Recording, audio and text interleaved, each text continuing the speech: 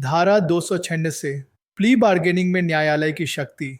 यह धारा स्पष्ट करती है कि प्ली बार्गेनिंग से संबंधित अपने कार्यों का निर्वहन करते समय न्यायालय के पास कौन कौन सी शक्तियां होंगी।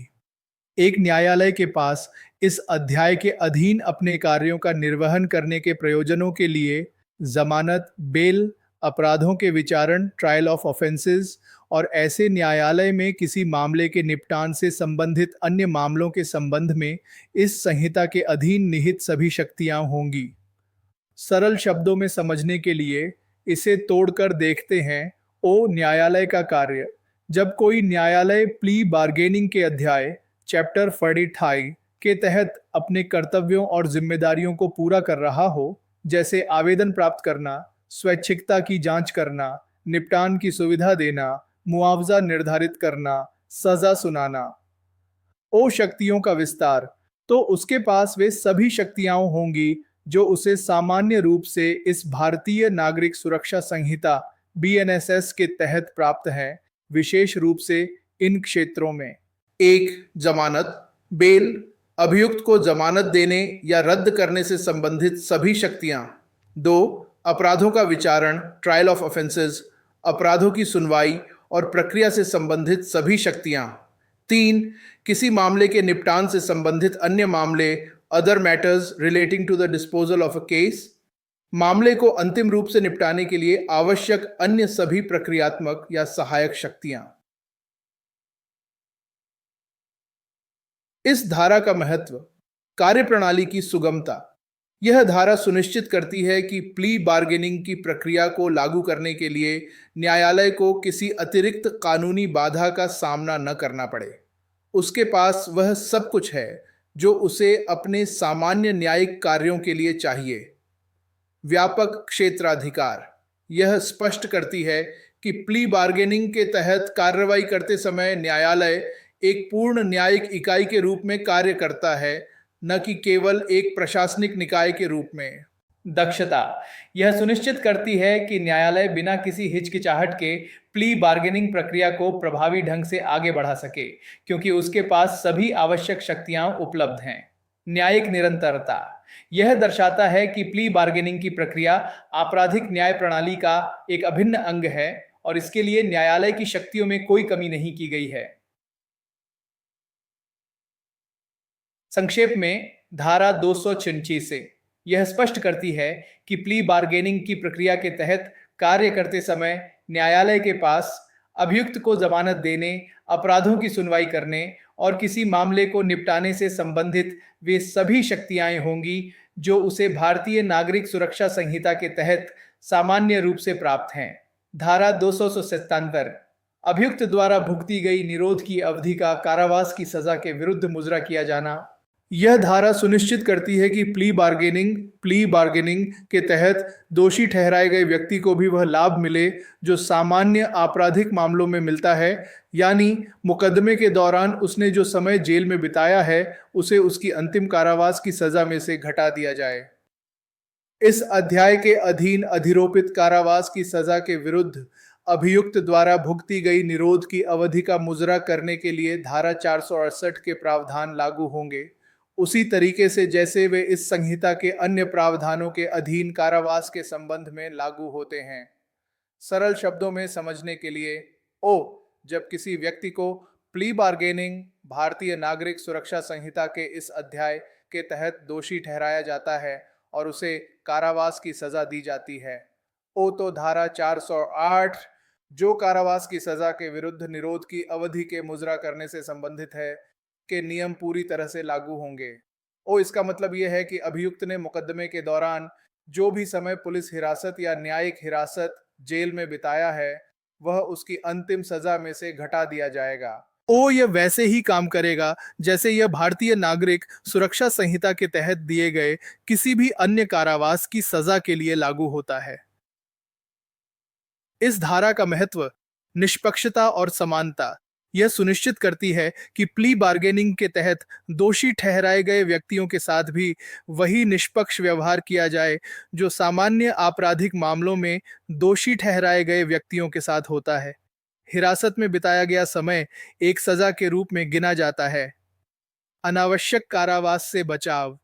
यह अभियुक्त को उस अवधि के लिए दोबारा जेल में रहने से बचाता है जो वह पहले ही एक ही अपराध के संबंध में हिरासत में बिता चुका है। न्यायिक निरंतरता। यह दर्शाता है कि प्ली बार्गेनिंग की प्रक्रिया त्वरित निपटान पर जोर देने के बावजूद आपराधिक न्याय प्रणाली के मूलभूत सिद्धांतों जैसे हिरासत में बिताए गए समय का मुजरा का पालन करती है। मानवाधिकार संरक्षण। यह एक महत्वपूर्ण मानवाधिकार सिद्धांत का समर्थन करता है कि किसी व्यक्ति को एक ही अपराध के लिए अनावश्यक रूप से लंबे समय तक स्वतंत्रता से वंचित नहीं किया जाना चाहिए। चिकटी संक्षेप में धारा 237 यह स्पष्ट करती है कि प्ली बार्गेनिंग के तहत दी गई कारावास की सजा के विरुद्ध अभियुक्त द्वारा मुकदमे से पहले या उसके दौरान हिरासत में बिताए गए समय को घटा दिया जाएगा, ठीक वैसे ही जैसे भारतीय नागरिक सुरक्षा संहिता के अन्य प्रावधानों के तहत कारावास की सजा के मामलों में किया जाता है। धारा 278 व्यावृत्ति सेविंग्स। यह धारा इस बात पर जोर देती है कि प्ली बार्गेनिंग के नियम इस संहिता के अन्य कन्फ्लिक्टिंग नियमों पर भारी पड़ेंगे जिससे प्ली बार्गेनिंग का उद्देश्य बाधित न हो। इस अध्याय के प्रावधान इस संहिता के किसी अन्य प्रावधान में इसके साथ असंगत इनकंसिस्टेंट कुछ भी होते हुए भी प्रभावी होंगे और ऐसे अन्य प्रावधानों में कुछ भी इस अध्याय के किसी भी प्रावधान के अर्थ को बाधित करने वाला नहीं माना जाएगा। सरल शब्दों में समझने के लिए अगर भारतीय नागरिक सुरक्षा संहिता के किसी दूसरे अध्याय या धारा में कोई ऐसा नियम है जो प्ली बार्गेनिंग से संबंधित इस अध्याय 32 के नियमों से मेल नहीं खाता, असंगत है, तो प्ली बार्गेनिंग के इस अध्याय के नियम ही लागू होंगे और प्रभावी माने जाएंगे। दूसरे शब्दों में प्ली बार्गेनिंग के प्रावधानों को लागू करते समय हमें अन्य कॉन्फ्लिक्टिंग प्रावधानों को दरकिनार करना होगा। साथ ही संहिता के अन्य प्रावधानों को इस तरह से नहीं समझा जाएगा जो प्ली बार्गेनिंग के अध्याय के किसी भी प्रावधान के मूल अर्थ या उद्देश्य को सीमित या बाधित करे। यह प्ली बार्गेनिंग के अध्याय को प्राथमिकता सुप्रीमेसी देता है ताकि इसका उद्देश्य मामलों का त्वरित और कुशल निपटान प्रभावी ढंग से हासिल किया जा सके। स्पष्टीकरण एक्सप्लेनेशन।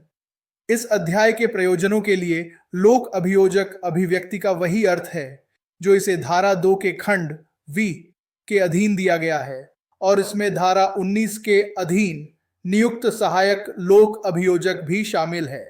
सरल शब्दों में समझने के लिए इस पूरे अध्याय प्ली बार्गेनिंग में जहां भी लोक अभियोजक पब्लिक प्रोसिक्यूटर शब्द का इस्तेमाल हुआ है उसका वही मतलब है जो भारतीय नागरिक सुरक्षा संहिता की धारा 2 के खंड वी में बताया गया है जो लोक अभियोजक की परिभाषा देता है। और इसमें केवल मुख्य लोक अभियोजक ही नहीं बल्कि धारा 19 के तहत नियुक्त सहायक लोक अभियोजक असिस्टेंट पब्लिक प्रोसिक्यूटर भी शामिल है। महत्व। यह स्पष्टीकरण सुनिश्चित करता है कि प्ली बार्गेनिंग की प्रक्रिया में कौन से कानूनी अधिकारी लोक अभियोजक की भूमिका निभा सकते हैं जिससे कोई भ्रम न हो। इस धारा का महत्व। अध्याय 32 की सर्वोच्चता। यह धारा स्पष्ट रूप से अध्याय 32 प्ली बार्गेनिंग के प्रावधानों को इस संहिता के अन्य कॉन्फ्लिक्टिंग प्रावधानों पर प्राथमिकता देती है। यह सुनिश्चित करता है कि प्ली बार्गेनिंग का तंत्र बिना किसी आंतरिक विरोधाभास के सुचारू रूप से कार्य कर सके। कानूनी स्पष्टता। यह कानूनी व्याख्या में किसी भी संभावित अस्पष्टता को दूर करती है, यह सुनिश्चित करते हुए कि प्ली बार्गेनिंग के प्रावधानों को उनके वास्तविक उद्देश्य के अनुसार समझा और लागू किया जाए। दक्षता सुनिश्चित करना। यह प्ली बार्गेनिंग के पीछे के बड़े उद्देश्य यानी मामलों का त्वरित और प्रभावी निपटान को बढ़ावा देती है। यदि अन्य प्रावधानों से विरोधाभास होता तो यह प्रक्रिया बाधित हो सकती थी। परिभाषाओं की स्पष्टता। स्पष्टीकरण लोक अभियोजक की भूमिका को स्पष्ट करता है जिससे प्ली बार्गेनिंग प्रक्रिया में शामिल होने वाले कानूनी पेशेवरों के दायरे को निर्धारित किया जा सके। संक्षेप में धारा 268 यह स्थापित करती है कि भारतीय नागरिक सुरक्षा संहिता के अध्याय पट 9 प्ली बार्गेनिंग के प्रावधान किसी भी अन्य असंगत प्रावधान पर प्रभावी होंगे और लोक अभियोजक में सहायक लोक अभियोजक भी शामिल हैं। धारा 299 अभियुक्त के बयानों का उपयोग न किया जाना। यह धारा अभियुक्त को बिना किसी डर के प्ली बार्गेनिंग में भाग लेने के लिए प्रोत्साहित करती है, यह सुनिश्चित करके कि उस प्रक्रिया के दौरान दिए गए उसके बयान उसके खिलाफ इस्तेमाल नहीं किए जाएंगे यदि प्ली बार्गेनिंग विफल हो जाती है। वर्तमान में लागू किसी भी कानून में कुछ भी होते हुए भी धारा 290 के अधीन दाखिल प्ली बार्गेनिंग के लिए आवेदन में अभियुक्त द्वारा दिए गए बयान या बताए गए तथ्य किसी अन्य उद्देश्य के लिए उपयोग नहीं किए जाएंगे सिवाय इस अध्याय के उद्देश्य के लिए। सरल शब्दों में समझने के लिए इसे तोड़कर देखते हैं। ओ प्रधानता, यह धारा किसी भी अन्य मौजूदा कानून के प्रावधानों पर वरीयता नॉटविथस्टैंडिंग रखती है। ओ बयानों का स्रोत, यह उन बयानों या तथ्यों की बात करती है जो एक अभियुक्त ने प्ली बार्गेनिंग के लिए धारा 290 के तहत दाखिल किए गए अपने आवेदन में बताए हैं। इसमें वह शपथ पत्र भी शामिल है जो आवेदन के साथ होता है, धारा 292। ओ उपयोग पर प्रतिबंध, ऐसे बयान या तथ्य किसी अन्य उद्देश्य के लिए उपयोग नहीं किए जाएंगे। इसका मतलब है कि यदि प्ली बार्गेनिंग सफल नहीं होती है और मामला सामान्य मुकदमे में चला जाता है तो अभियोजन पक्ष आरोपी के उन बयानों का इस्तेमाल यह साबित करने के लिए नहीं कर सकता कि वह दोषी है या उसने अपराध स्वीकार किया है। यह आरोपी को एक लंबी न्यायिक लड़ाई लड़ने के डर के बिना प्ली बार्गेनिंग का विकल्प तलाशने की आज़ादी देता है। ओ अनुमति प्राप्त उपयोग, वे केवल इस अध्याय 28 प्ली बार्गेनिंग के उद्देश्य के लिए उपयोग किए जा सकते हैं। इसका अर्थ है कि अदालत उन बयानों का उपयोग प्ली बार्गेनिंग की प्रक्रिया के भीतर कर सकती है, जैसे कि स्वैच्छिकता का आकलन करने के लिए या समझौते के विवरण पर बातचीत करने के लिए, लेकिन इस अध्याय के बाहर उनका कोई कानूनी मूल्य नहीं होगा।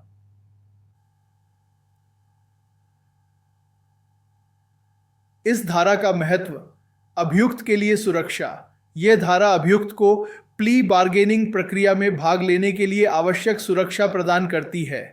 उसे यह जानने का आश्वासन मिलता है कि यदि बातचीत सफल नहीं होती है तो उसके द्वारा किए गए कोई भी स्वीकारोक्ति या खुलासे उसके खिलाफ इस्तेमाल नहीं किए जाएंगे।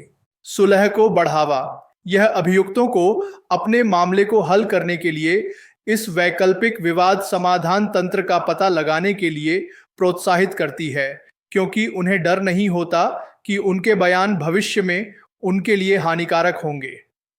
स्वैच्छिकता का संरक्षण, यह सुनिश्चित करती है कि प्ली बार्गेनिंग में भाग लेने का निर्णय वास्तव में स्वैच्छिक हो और दबाव या अनजाने में दिए गए बयानों के डर से प्रभावित न हो। न्यायिक निष्पक्षता, यह सुनिश्चित करती है कि यदि प्ली बार्गेनिंग विफल हो जाती है तो सामान्य मुकदमा निष्पक्ष रूप से चले और अभियुक्त को वही अधिकार मिले जो उन्हें शुरू से मिलते, बिना किसी पिछले स्वीकारोक्ति के पूर्वाग्रह के। सार्वजनिक नीति, यह एक ऐसी सार्वजनिक नीति को दर्शाती है जो आपराधिक मामलों में सौहार्दपूर्ण समाधान को बढ़ावा देती है, जबकि साथ ही अभियुक्तों के उचित प्रक्रिया अधिकारों की रक्षा करती है। इट्स आंडेल, संक्षेप में धारा 299 यह गारंटी देती है कि प्ली बार्गेनिंग के लिए दायर आवेदन में अभियुक्त द्वारा दिए गए किसी भी बयान या बताए गए तथ्यों का उपयोग केवल प्ली बार्गेनिंग की प्रक्रिया के भीतर ही किया जा सकता है, और यदि यह प्रक्रिया विफल हो जाती है तो उन्हें अभियुक्त के खिलाफ किसी अन्य उद्देश्य के लिए इस्तेमाल नहीं किया जाएगा। यह अभियुक्त को इस वैकल्पिक समाधान को सुरक्षित रूप से तलाशने की अनुमति देता है। धारा 300 अध्याय का लागू न होना, यह धारा प्ली बार्गेनिंग प्रक्रिया के दायरे को सीमित करती है, यह सुनिश्चित करते हुए कि किशोरों और बच्चों के मामलों को विशेष कानून के तहत ही निपटाया जाए। इस अध्याय चैप्टर में कुछ भी किसी भी किशोर या बच्चे पर लागू नहीं होगा, जैसा कि किशोर न्याय, बच्चों की देखभाल और संरक्षण अधिनियम 2015-2016 का 2 की धारा 2 में परिभाषित है।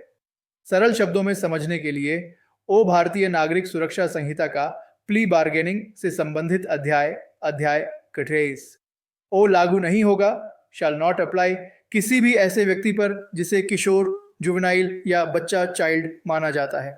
ओ किशोर या बच्चा की परिभाषा के लिए किशोर न्याय बच्चों की देखभाल और संरक्षण अधिनियम 2015 की धारा 2 में दी गई परिभाषा को देखा जाएगा। ओ यह अधिनियम विशेष रूप से बच्चों और किशोरों के कानूनी मुद्दों से निपटने के लिए बनाया गया है और प्ली बार्गेनिंग जैसी प्रक्रियाएं उनके मामलों पर लागू नहीं होती हैं। इस धारा का महत्व, बच्चों और किशोरों का संरक्षण। यह धारा सुनिश्चित करती है कि बच्चों और किशोरों को आपराधिक न्याय प्रणाली में विशेष और संवेदनशील व्यवहार मिले। उनके मामलों को उनके लिए विशेष रूप से डिजाइन किए गए किशोर न्याय अधिनियम के तहत ही निपटाया जाना चाहिए, न कि सामान्य आपराधिक प्रक्रियाओं के तहत। कानूनी अलगाव। यह सामान्य आपराधिक प्रक्रिया संहिता और किशोर न्याय प्रणाली के बीच एक स्पष्ट कानूनी अलगाव बनाए रखती है। दुरुपयोग की रोकथाम। यह बच्चों और किशोरों पर प्ली बार्गेनिंग के माध्यम से दबाव डालने या उनके साथ ऐसे समझौते करने से रोकती है जो उनके सर्वोत्तम हित में न हो, क्योंकि वे पूरी तरह से परिणामों को समझने में सक्षम नहीं हो सकते हैं। पुनर्वास पर जोर। किशोर न्याय अधिनियम का मुख्य उद्देश्य सजा के बजाय बच्चों और किशोरों का पुनर्वास और सामाजिक पुनर्समायोजन है और प्ली बार्गेनिंग की अवधारणा इस उद्देश्य के साथ असंगत हो सकती है। संक्षेप में, धारा 300 स्पष्ट रूप से बताती है कि भारतीय नागरिक सुरक्षा संहिता का प्ली बार्गेनिंग से संबंधित अध्याय किसी भी ऐसे व्यक्ति पर लागू नहीं होगा जिसे किशोर न्याय, बच्चों की देखभाल और संरक्षण अधिनियम 2015 की धारा 2 के तहत किशोर या बच्चा परिभाषित किया गया है। यह प्रावधान बच्चों और किशोरों को आपराधिक न्याय प्रणाली में विशेष सुरक्षा प्रदान करता है।